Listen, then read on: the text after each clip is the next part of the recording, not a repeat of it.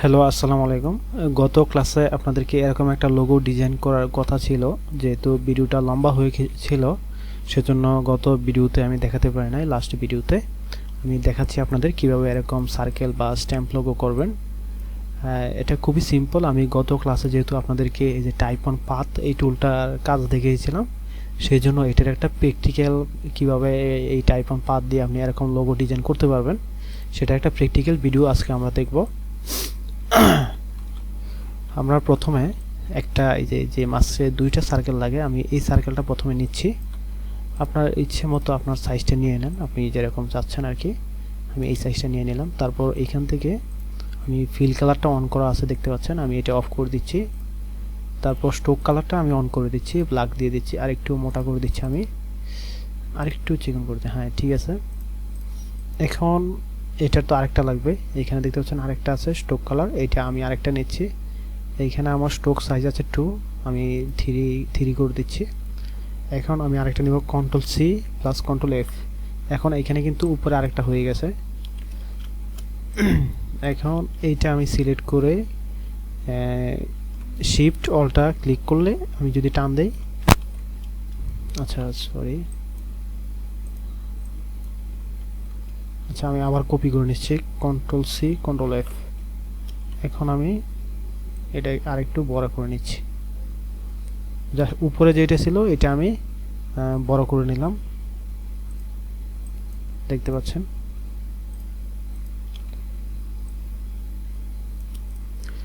সার্কেলটা সবসময় শিফট আর অলটা দিয়ে যদি করেন তাহলে একুরেট হবে, ঠিক আছে। মানে একবারে একুরেট যেই সার্কেল সাইজটা ওইটাই হবে। এখন এই যে মাঝখানে যে লেখার কিভাবে লিখতে হবে ওইটা দেখাচ্ছি। আমি সার্কেলটা আরেকটা কপি করে নিচ্ছি, কন্ট্রোল সি কন্ট্রোল এফ। এখন এটা একটু বড় করে নিচ্ছি, এই যে এরকম। তারপর এই পাথটা আমি একটু ছোট করে দিলাম, আর জাস্ট আপনাদের বোঝার জন্য। কি করতে হবে এখন, টাইপ অন পাথ এই টুলটা সিলেক্ট থাকা অবস্থায় জাস্ট আমি মাউসটা যদি এইখানে নিয়ে আসি, দেখেন এইখানে ছোট করে লেখা উঠছে পাথ। যখন এরকম লেখা উঠবে জাস্ট আমি ক্লিক করব, ঠিক আছে। এখন আমার ফন্ট সাইজটা আমি বড় করে দিচ্ছি। আপনি যতটুকু বড় রাখলে মনে হচ্ছে পারফেক্ট। আমি 36 করে দিচ্ছি। দেন আমি ফন্ট চেঞ্জ করে দিচ্ছি, রক ওয়েল দিচ্ছি ফন্টের নেম। এখন আমি এই ভিতরে যেই নামটা দিতে চাচ্ছি, মেড ইন ইউএসএ, মনে হচ্ছে বেশি বড় হয়ে গেছে ফন্ট সাইজটা। আমরা আরেকটু ছোট করে দিচ্ছি।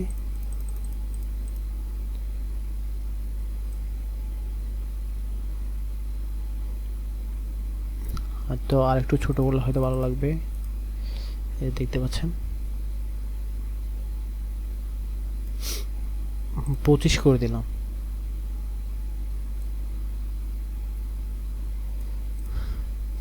ঠিক আছে। এখানে কি করলাম, আমি প্রথমে এইখানে একটা সার্কেল নিলাম যেটা আপনার স্ট্রোক কালার ছিল, ওইটার উপরে আমি টাইপ অন পাথ, মানে মূলত এই প্রত্যেকটা স্ট্রোক কালার এই যে সাইটে, এইটা যেই স্ট্রোকের মাঝখানে এরকম এই যে দেখতে পাচ্ছেন একটা রেখ আছে, এটা মূলত পাথ। এরকম থাকলে আপনি ওই পাথের উপর টাইপ করতে পারবেন, ঠিক আছে। এখন এইটার ফন্ট সাইজ হচ্ছে আমার 25, দেখতে পাচ্ছেন। এইটা এখন মেড ইন ইউএসএ এইভাবে একটা দেওয়া আছে, আমি এইভাবে একটা নিব। এইটার জন্য কি করতে হবে, আমি এই টেক্সটটাই একটা কপি করছি, কন্ট্রোল সি কন্ট্রোল এফ। দেখেন এইটা আমি এই পাশে নিয়ে আসলাম নিচে, কিন্তু এটা লেখাটা উল্টো দেখা যাচ্ছে। এটার জন্য কি করতে হবে, আচ্ছা এটা একটু বড় করে দিচ্ছি। এটা এই মাপে বড় করতে হবে, এই টেক্সটের শেষ বরাবর, ওই টেক্সটের যাতে শেষ বরাবর আমি এটা বড় করব। এখন আমার লেখাটা আমি ভিতরে আনবো, ভিতরে আনার জন্য আমার এই লেখাটা সিলেক্ট থাকা অবস্থায় দেখতে পাচ্ছেন একটা লাইন দেখা যাচ্ছে এই বরাবর। যখন আমি মাউসটা এইখানে নিয়ে যাচ্ছি, এটার সাথে আরেকটা ছোট একটা আইকন বেশি উঠছে, যেটা আসলে দেখতে পাচ্ছেন আপনারা। এই আইকন ওঠার সাথে সাথে আমি যদি মাউসটা ক্লিক করে একটু ভিতর দিকে আনি, দেখতে পাচ্ছেন লেখাটা ভিতরে চলে আসছে। এখন আমি এটা ক্লিক করে মুভ করছি, এখন দেখবেন লেখাগুলা রাইট সিচুয়েশনে, মানে রাইট পজিশনে আছে। আমি ফন্টের সাইজ 25 করে দিচ্ছি।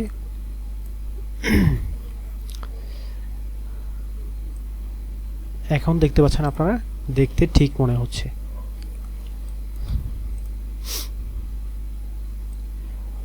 আপনারা যাদের বুঝতে সমস্যা হয় আপনারা একটু ভিডিওটা বারবার দেখার চেষ্টা করবেন।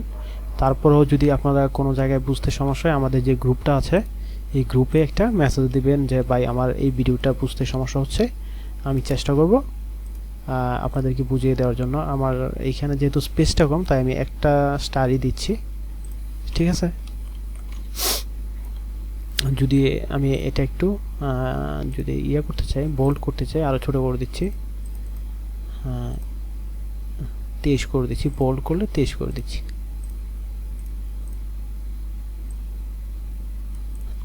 এখন দেখতে পাচ্ছেন অনেকটা ভালো লাগছে দেখতে। এখন আমি এইটা কিভাবে নিয়েছি, মাঝখানে যে ম্যাপটা, ম্যাপের আমি কিভাবে কাটিং করলাম এটাও দেখাবো আপনাদের। এখন আমি এই মাঝখানে যে একটা সার্কেল আছে এই সার্কেল বরাবর আমি আরেকটা রেক্টেঙ্গেল নিব, মানে রাউন্ড শেপ নিব। এই যে আমি চাচ্ছি এতটুকু রাখতে, এটা কালারটা আমি চেঞ্জ করে দিচ্ছি জাস্ট আপনাদেরকে বোঝানোর জন্য। এই যে আমি এতটুকু নিলাম। এখন এই শেপটার আমি ম্যাপের উপর নিয়ে যাব। এখন ম্যাপটা আমি কতটুকু কাটতে চাচ্ছি, যে এই সার্কেলের ভিতর থাকবে কতটুকু রাখতে চাচ্ছি, আমি জাস্ট এই বরাবর রেখে দোনোটা আমি সিলেক্ট করে দিলাম। অবশ্যই আমার শেপটা উপরে থাকবে, ম্যাপটা নিচে থাকবে।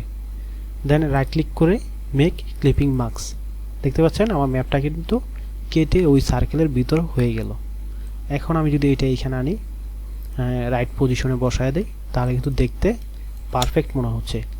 এই ধরনের লোগো কিন্তু ভালো সেল হয়। যদি আপনারা যারা আছেন stock, Adobe site, Adobe stock, তারপর শাটারস্টক, ফ্রিপিকো, এগুলো ভালো ডাউনলোড হয়, ঠিক আছে। আপনারা পৃথিবীতে প্রায় অনেকগুলো দেশ আছে, 255টা বা তারও কম হতে পারে, যেগুলো খুব পপুলার কান্ট্রি। ওই কান্ট্রি নিয়ে আপনারা made in USA, made in UK, তারপর made in France, made in Japan, এগুলো নিয়ে লোগো, এরকম টাইপের লোগো বানাতে পারেন, যেগুলো আপনি অ্যাডোবি স্টক, তারপর ফ্রিপিক, শাটারস্টক আপলোড দিলে আশা করি ভালো ডাউনলোড পাবেন। সামনে নেক্সটে যে ভিডিওগুলো থাকবে আমি সেগুলো আপনাদেরকে দেখাই দিব যে কিভাবে অ্যাডোবি স্টক, শাটারস্টকে ভিডিও আপলোড করবেন, ঠিক আছে। যদি আপনাদের এই ভিডিওগুলো বুঝতে সমস্যা হয় আমাকে একটু জানাবেন, আমি চেষ্টা করব আরও ডিটেলসে বোঝানোর চেষ্টা করব। জাস্ট এটা আপনাদেরকে এই যে টাইপ অন পার্ট টুলটা বোঝানোর কারণে এখন এই ভিডিওটা মানে দেখিয়ে দিলাম। আপনারা একটু প্র্যাকটিস করেন, হয়তো আপনাদের একটু বুঝতে সমস্যা হবে, জাস্ট প্র্যাকটিস করতে থাকেন, আর যতটুকু পারেন দেখবেন হয়ে যাবে। যারা এই কাজগুলো পারেন তারা তো পারেনি, জাস্ট এই আইডিয়াটা নিয়ে আপনারা এখনই এগুলা বানিয়ে ফেলতে পারেন। Made in USA type logo যেগুলা, তারপর মেড ইন ইউকে, যতগুলো দেশ আছে প্রতিটা দেশের মানে এরকম সিস্টেমে লোগো বানাবেন। মাঝখানে দেশের ফ্ল্যাগ থাকবে ভেক্টর টাইপের। ভেক্টর মূলত অনেকেই যারা নতুন হয়তো ভেক্টর কি এই জিনিসটা বুঝেন না। ভেক্টর হচ্ছে আপনি যতই জুম করেন এই জিনিসটা ফেটে যাবে না, ঠিক আছে। দেখতে পাচ্ছেন আমি যতই জুম করছি জিনিসটা রেজুলেশন একই থাকছে। আর যে স্ট্রোক কালার হচ্ছে ভেক্টর আর রাস্টার গ্রাফিক যেগুলা, তা হচ্ছে আমি কোনো ইমেজকে ধরেন ফ্ল্যাগ, আচ্ছা আমি বাংলাদেশের ফ্ল্যাগটাই নিচ্ছি। এটা আমি অ্যাডোবি স্টকে আনার পর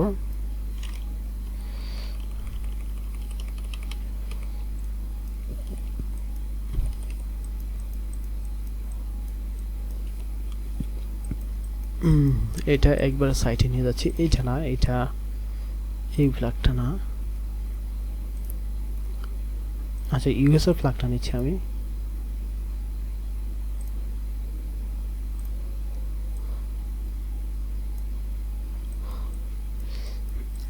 এই যে দেখতে পাচ্ছেন আমি জুম করলে এটা কি হয় দেখাচ্ছি আপনাদের। এক সাইডে এই দেখেন স্টারের যে সাইটের যে সাইটগুলো আছে এগুলো কেমন যেন জাফসা জাফসা মনে হচ্ছে।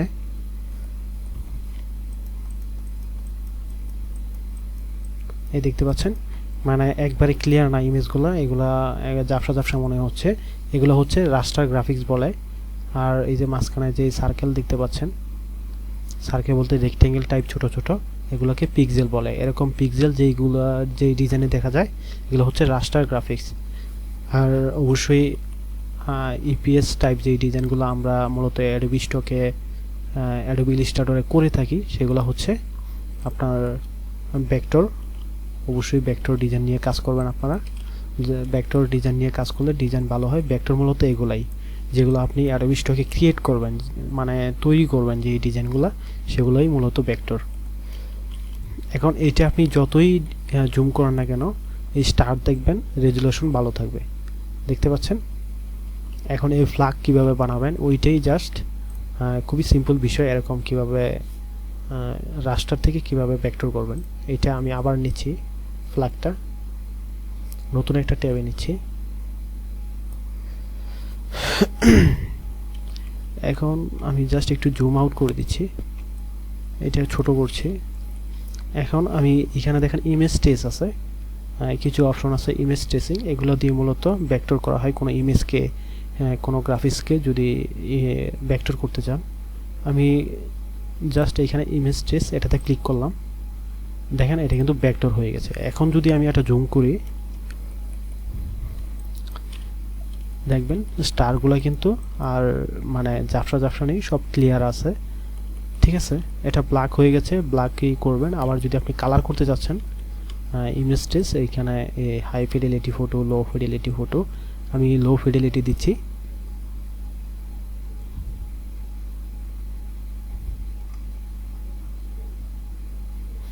এখন দেখেন কালার থাকা অবস্থায় এটা ভেক্টর হয়ে গেছে, ঠিক আছে।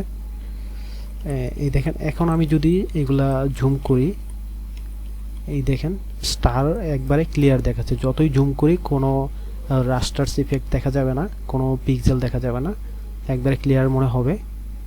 এগুলা হচ্ছে ভেক্টর, ঠিক আছে। আমি এই ভেক্টরটাই এখানে করে নিলাম, এই যে ফ্ল্যাগটা দেখতে পাচ্ছেন এটা এখানে আমি ভেক্টর করে নিলাম।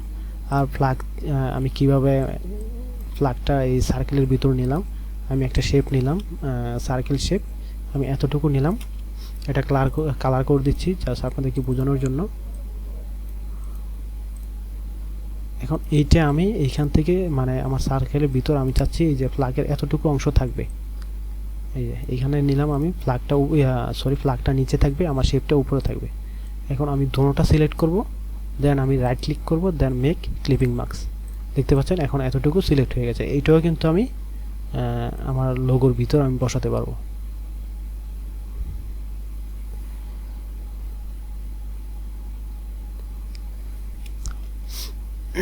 আমি আরেকটু ছোট করে নিচ্ছি, এই যে এইভাবে এরকম অনেক লোগো দেখতে পারবেন।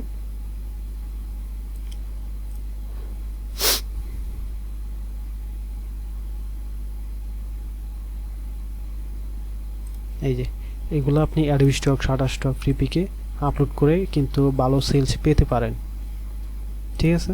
জাস্ট আপনাদেরকে দেখানোর ছিল যে সামনে তো ডিজাইন ক্লাস করবই, এখন দেখাচ্ছি যাতে এই টুলটা আপনাদের টাইপ অন পাথ, এটা অনেক কাজে লাগে, সেই জন্য আমি এটা এখন দেখিয়ে দিলাম কিভাবে এই টুল দিয়ে এরকম স্ট্যাম্প লোগো, সার্কেল লোগো বানানো হয়। এগুলো নিয়ে পরে আরও ক্লাস হবে, আপাতত এটা আপনারা একটু প্র্যাকটিস করেন, ঠিক আছে।